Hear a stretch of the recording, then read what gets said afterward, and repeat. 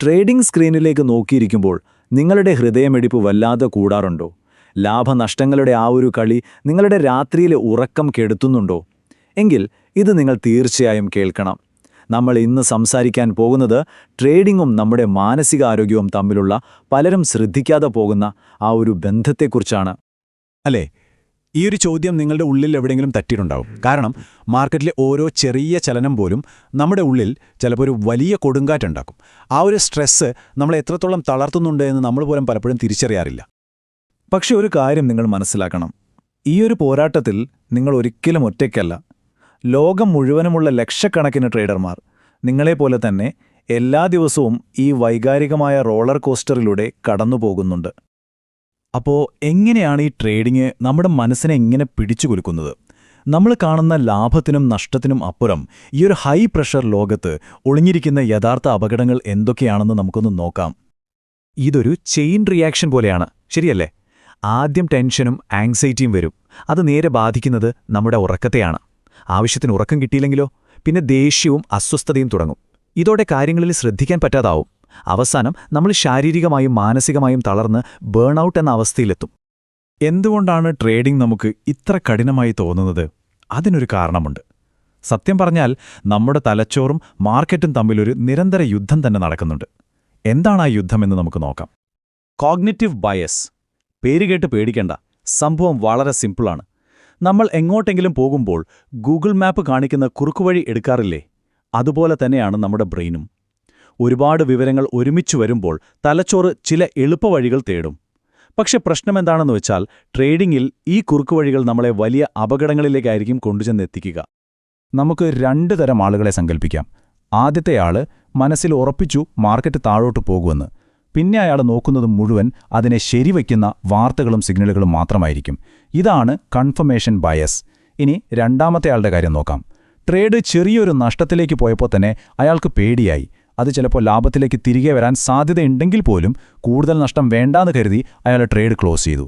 ഇതാണ് loss aversion, അതായത് നഷ്ടം സഹിക്കാനുള്ള മടി. ഇത് കേൾക്കുമ്പോൾ നിങ്ങൾ വിചാരിക്കും, ഇതൊക്കെ പുതിയ ട്രേഡർമാർക്ക് പറ്റുന്ന അബദ്ധങ്ങളല്ലേ എന്ന്. പക്ഷെ അങ്ങനെയല്ല.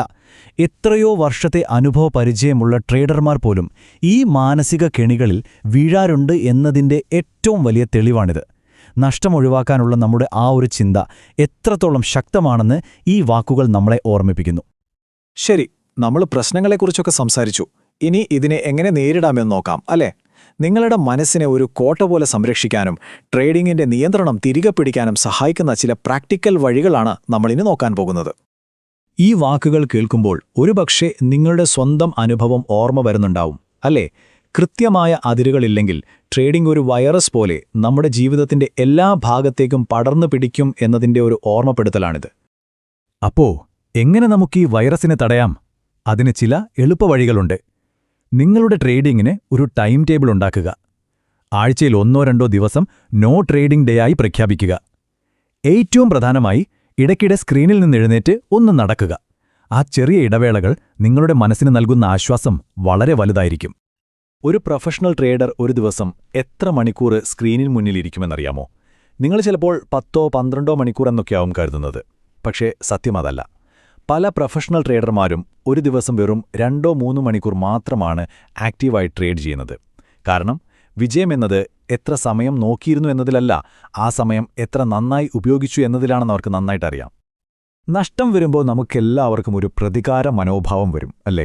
റിവെഞ്ച് ട്രേഡിംഗ് എന്ന് പറയുന്ന ഈ കെണിയിൽ വീഴാതിരിക്കാൻ ഒരു നിയമപുസ്തകം തന്നെ വേണം. റൂൾ നമ്പർ 1, പ്ലാനില്ലാതെ ഒരു ട്രേഡും എടുക്കരുത്. റൂൾ നമ്പർ 2, എന്ത് സംഭവിച്ചാലും നിങ്ങളുടെ റിസ്ക് മാനേജ്മെന്റ് നിയമങ്ങൾ തെറ്റിക്കരുത്. റൂൾ നമ്പർ 3, വികാരങ്ങൾ നിങ്ങളെ ഭരിക്കാൻ തുടങ്ങുന്നു എന്ന് തോന്നിയാൽ ഉടൻ തന്നെ സിസ്റ്റം ഓഫ് ചെയ്യുക. ആ ദിവസം ട്രേഡ് ചെയ്യാതിരിക്കുന്നത് നിങ്ങളുടെ പണത്തിന് നല്ലതാണ്.